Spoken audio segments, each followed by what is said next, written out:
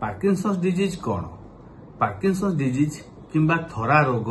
किंबा वार्धक्य जनित रोग मुख्यतः जदि बयस हिसाब से ब्रेन रो स्नायुकोश किंबा ब्रेन रो नर्व सुखी जाए कि ब्रेन भीतर केमिकल्स कि न्यूरोट्रांसमिटर जोटा कि ब्रेन को फंक्शन करने लगी दरकार पड़े सुखी जाए तो पार्किंसन डिजीज होता है। साधारणतः गोटा बयस जनित रोग जदि बयस धीरे धीरे वृद्धि पाए तो आम ब्रेन सेल्स हो नर्व्स हो और केमिकल न्यूरोट्रांसमिटर धीरे धीरे नष्ट हवा कि क्षय हवा आरंभ होते पार्किंसन डिजीज होता है। ताहले आपण जानिबे केमती पार्किंसन डिजीज हेले आपण हाथ गोड़ थरिबो चलिबारे असुविधा हबो गोड़ हाथ स्टिफनेस हो जिवो आपण चली परिबेनी बॉडी इनबालांस हो जिवो काम करिबारे बहुत शिथिलता पळे आसीबो बहुत धीरे धीरे काम करिवे जो खाइबारे हो गाधेबारे हो निज दैनंदिन काम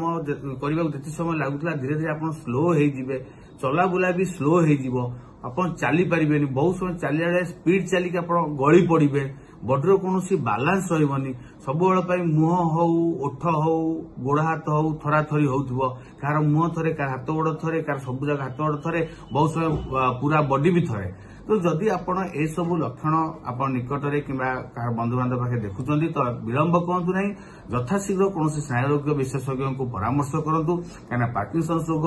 जदि शीघ्र आपण ट्रीटमेंट करि परिबे जेते शीघ्र रोग डायग्नोसिस करी तो शीघ्र भल होई परिबो जदि आपण लेट करिवे होय तो गोटे लोक पैरालाइज होई पारे बेडरिडन होई पारे बहुत समय अन्य कॉम्प्लिकेशन गोटे लोक डेथ होई पारे तेणु जमा विलंब न करी निकटस्थ आपण स्नायुरोग विशेषज्ञ यथाशीघ्र परामर्श करी डायग्नोसिस करी निज ट्रीटमेंट आरंभ करेनि।